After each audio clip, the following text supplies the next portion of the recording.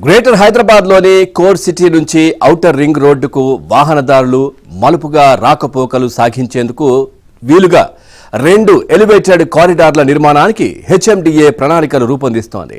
ఇక ఇప్పటికే సికింద్రాబాద్ నుంచి నేరుగా ఔటర్కు చేరేందుకు వీలుగా హైదరాబాద్ నాగ్పూర్ మార్గాల్లో ఒక ఎలివేటెడ్ కారిడార్ పనులు చేపట్టారు.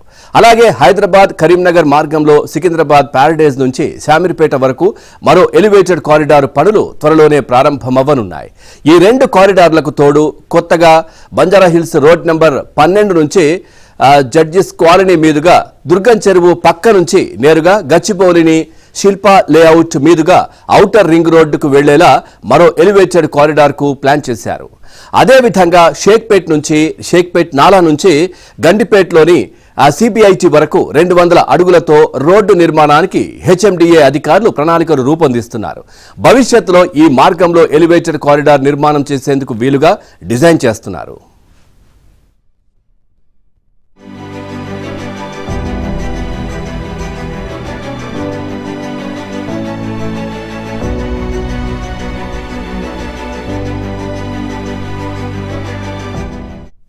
హైదరాబాద్ కోర్ సిటీ ప్రాంతానికి inner ring road, Mehdipatnam, Aramghar, Chandrayangutta, Sagar ring road, LB Nagar, Nagole, Uppal, Habsiguda, Tarnaka, Secunderabad, Paradise, Begumpet, Panjagutta, Banjara Hills, Masab tank మీదుగా మెహదీపట్నం వరకు ఉన్నది.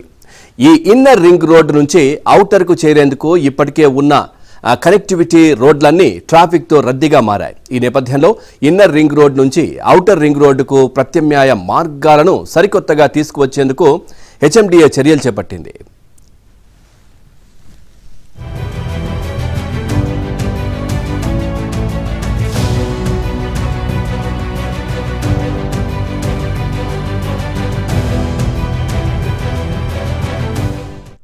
గ్రేటర్ హైదరాబాద్లో ఐటీ ఉద్యోగుల ట్రాఫిక్ చిక్కులకు చెక్ పెట్టడంతో పాటు నగరం నడిబొడ్డు నుంచి ఔటర్ రింగ్ రోడ్డుకు వేగంగా చేరేందుకు వీలుగా సరికొత్త ఎక్స్ప్రెస్ వే నిర్మాణానికి రాష్ట్ర ప్రభుత్వం గ్రీన్ సిగ్నల్ ఇచ్చింది.